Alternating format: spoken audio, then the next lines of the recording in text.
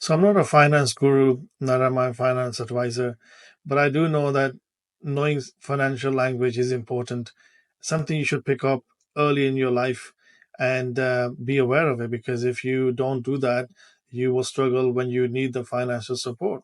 So let me give you some example in this video. Why should you have a saving account or a banking account? Why should you get a credit card? I made sure that when my children were going to university, they would have opportunity to get a credit card or open account with the bank that was on site. I would say open the bank account, get a credit card, and buy a coffee or whatever you want to do and pay it off. Make sure you don't go into hundreds and thousands, but whatever you buy, you pay the full amount at the end of it, so that your credit history starts to uh, look good. So I didn't have that kind of understanding, and I learned through my uh, experience that you need to have some understanding of finances. What are interest rates? You people who don't have that, for example, they would be paying their credit card on a minimum payment, and I'll be saying, well, do you know how much interest you're paying? It's almost 29%. That doesn't mean anything to them. So it's very important to educate children, educate youngsters, which is unfortunate the schools don't do that. These are life skills, and you need to have this very early in stage so that you don't make mistakes, you don't come under debt that you can't recover from after graduating, for example. And if you are ever in a tight kind of a budget, you need to put a budget together, like a planner. And I never had one. I used to have struggle with my banks, always charging me interest for overdraft, and I was thinking, how do I get this wrong? How come I don't know when my bank's going to be overdrawn versus not overdrawn? So I worked on a way to capture that. I managed to develop an Excel spreadsheet for myself. It works. It's been working for the last 10 years. Allows me to put in all my expenses, what I think is going to be the cost of those things, which are variable bills, and it kind of gives me a kind of a forecast that says you will be within your limits or you'll be overdrawn. So if it's overdrawn, I make sure I get the money from somewhere to make sure it doesn't go overdrawn on itself. So having a planner and having a budget is important as well. So you need to know about interest rates, about what are mortgages, what is loans, and then having to understand a planner or a budget that will allows you to plan your kind of finances.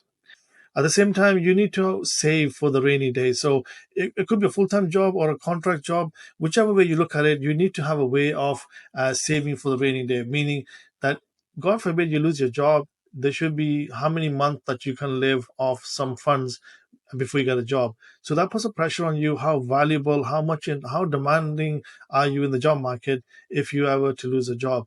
And you might say, oh, I should get a job within a couple of weeks. And the answer is that doesn't happen, because organizations will go through the interview process, one, two, or three interviews, then they do background checks, then they do onboarding. It could take up to 6 to 8 weeks.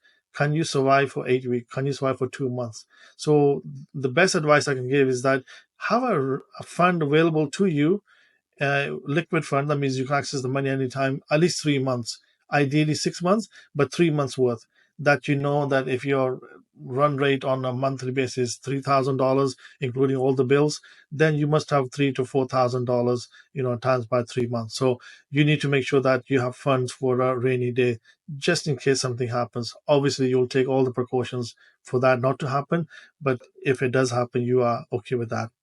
Also, I started kind of dipping my toes into stocks when I was working for one of the companies in England.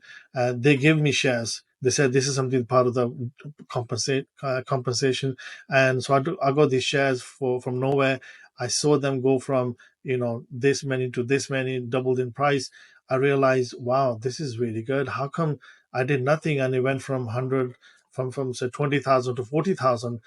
What happened? So I realized this is how the stocks work, but then they also can go down as well. So I learned that I have to be careful. But that made me interested in stock kind of investment, and I still do casual stock investment for my RSP.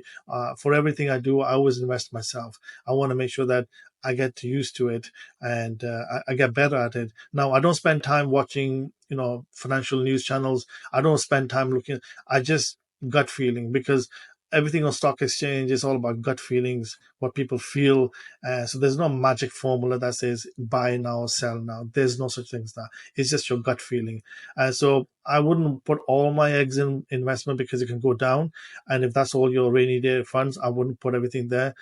Try with the $500 $300 and see how you can make 300 into 600, 600 into 1,000, etc. So try for yourself, and try to go with some platforms which are, which is free to trade. Not that every trade you have to pay a fee, because they can be costly. So you want something like that. Real estate, you want to buy something real estate. So one thing in the culture, I talk about my culture in some of the videos, is that whenever you go into a new country or wherever you are, the first thing you need to do is, if you can, is to buy a house or a condo. So coming to Canada, the first thing we had to do was to buy a house, and we tried to buy the biggest house, a little bit stretching from our comfort zone, but it was worth it because buying houses back in 2007 was way cheaper than buying it today. And so whatever we bought, we managed to continue to pay for it.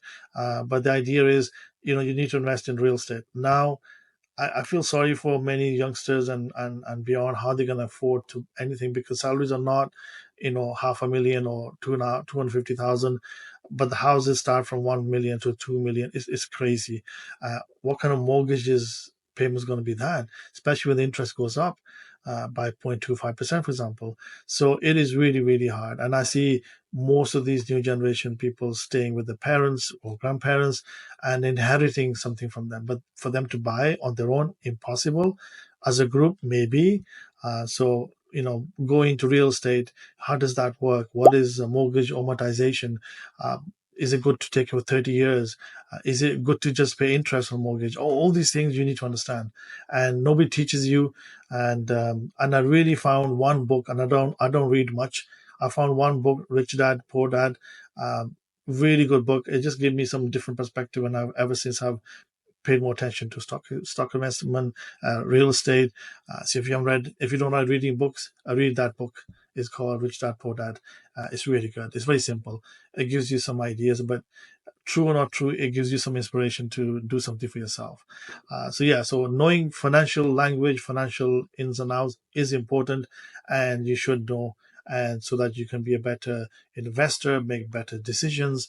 And especially when you become a family person, you want to make sure that every dollar is kept in your pocket and not given away because you didn't understand something. So I hope this video gives you some inspiration that you need to do some homework. You need to learn about finances. There's so many videos out there that talk about it, but here I'm just giving you my perspective that I didn't know. I learned it myself, and I'm doing everything I can to teach my children and whoever I come across.